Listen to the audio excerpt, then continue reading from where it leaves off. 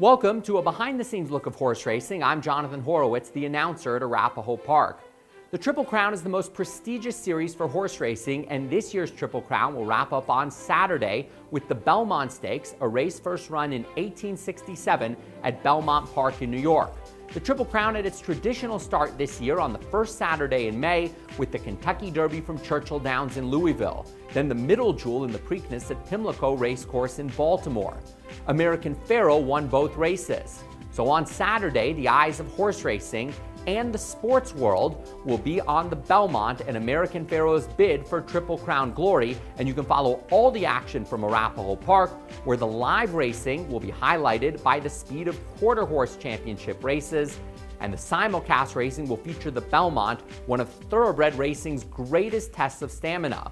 Although all three races in the Triple Crown date back to the 19th century, only 11 horses have swept them, the last to do it being affirmed in 1978. The Triple Crown in horse racing is arguably the hardest accomplishment in sports, harder than Triple Crown in baseball, harder than a Grand Slam in tennis or golf. One of the reasons is that a horse only has one shot to do it in his life, since the Triple Crown is restricted to 3-year-old horses. There's no "we'll try again next year." Historically, the marquee racing season for thoroughbreds comes when they are 3 years old.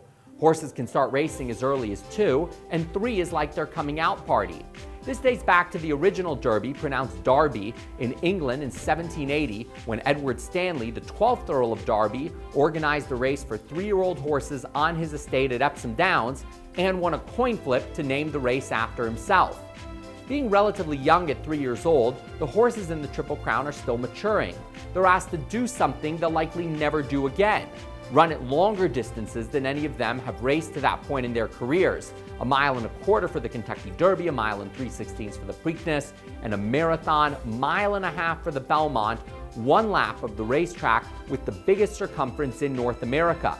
They're asked to run 3 races in 5 weeks, 2 weeks between the Derby and Preakness, and 3 weeks between the Preakness and Belmont. That's something that horses used to do more frequently. For example, look at the first Triple Crown winner, Sir Barton, in 1919. Sir Barton was a maiden, the term for winless horses, when he entered the Kentucky Derby. Although Sir Barton was supposed to be a pacemaker for a more highly regarded stablemate, jockey Johnny Loftus took Sir Barton to the front and never looked back to win the Derby. Just 4 days later, Sir Barton led every yard for victory in the Preakness.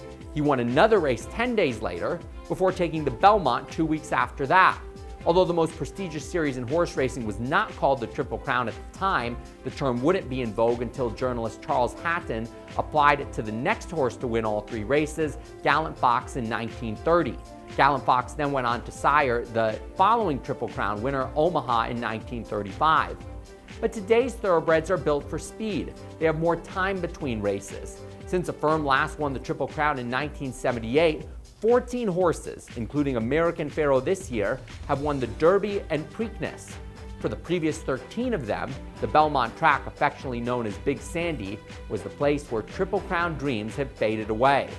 But on one magical day in June 1973, a horse nicknamed Big Red conquered Big Sandy. Secretariat put an exclamation point on arguably the greatest 3-race stretch in horse racing history by setting track records in the Kentucky Derby and Preakness, and then a world record that still stands for 1.5 miles on dirt in a 31-length performance of perfection in the Belmont.